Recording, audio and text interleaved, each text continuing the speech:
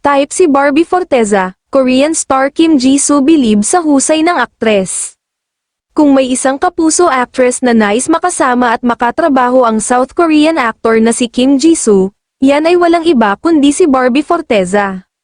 Certified kapuso na rin ang sikat na K-drama star matapos itong pumirma ng kontrata sa Sparkle Talent Management kung saan ilang acting projects ang nakatakda niyang gawin. Sa panayam sa Korean star, after ng kanyang contract signing bilang kapuso ay natanong nga siya kung sino sa mga female celebrities ng network ang gusto niyang makatrabaho sa next projects niya. I want to work with her because she is a good actress, I've watched her few acting scenes, and she's a really good actress, pahayag ni Kim Jisoo.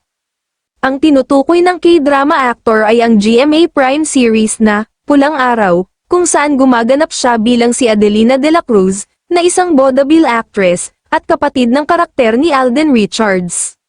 Sabi pa ni Kim Jisoo, bukod kay Barbie ay nais din niyang makatrabaho ang kapuso action hero na si Ruru Madrid, noong nakasama kasi siya sa Black Rider, ay hindi sila nagkaroon ng eksena ni Ruru.